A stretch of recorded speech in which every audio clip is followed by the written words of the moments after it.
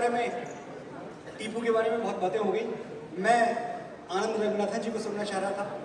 और ये देखिए, जब कुछ बड़े लोग स्टेज पे हो ना तो हमेशा फायदे की जगह नुकसान की फीलिंग आती है कि यार इतना कुछ और सुन सकते थे लेकिन वक्त खत्म हो गया, बात नहीं हो पाई।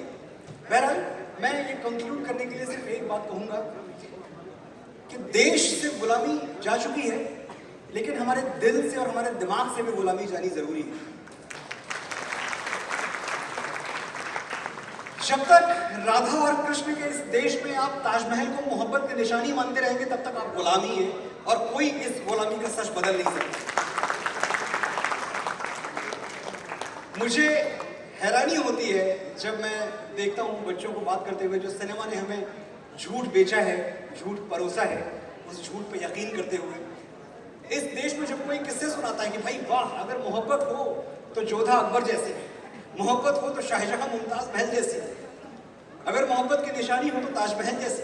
वो ताजमहल जो यहाँ विक्रम जी बैठे हुए जानते हैं कि जब इस देश में अकाल पड़ा हुआ था और 35 लाख लोग भूख से मर रहे थे, तब इस देश का एक अय्याश बादशाह अपनी बीवी की याद में मकबरा बनवा रहा था, संगमरमर का मकबरा।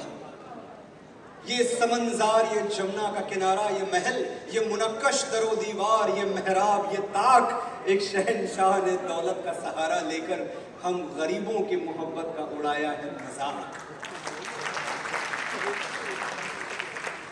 ये चीजें हमें अपने दिमाग से निकालनी होंगी, हमें अपने प्यार के सही प्रतीक चुनने होंगे। हमें समझना होगा कि मोहब्बत की निशानी ताजमहल नहीं, वो राम सेतु है जिस पर चल के एक पति अपनी पत्नी के प्राण बचाने के लिए भालुओं और वानरों की सेना लेके संसार के सबसे शक्तिशाली असुर से टकरा गया। वो राम सेतु प्रेम की निशानी है।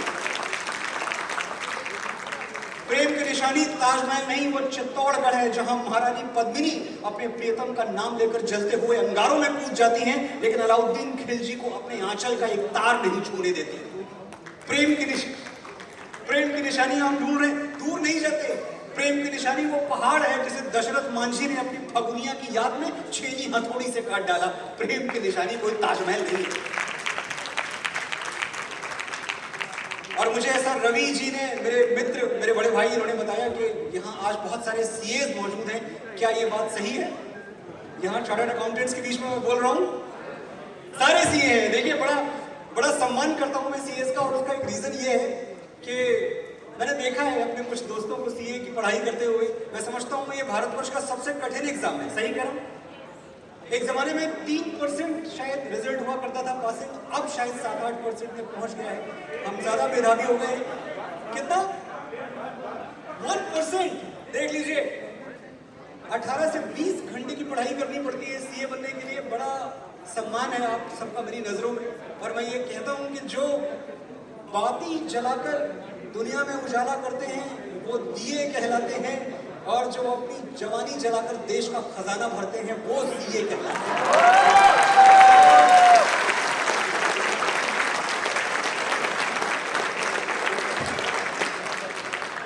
आपकी मेधा को, आपकी प्रतिभा को, आपके भारत प्रेम को मेरा प्रणाम। बहुत जल्द दोबारा मिलना होगा और लंबी बातें करेंगे। Thank you very much.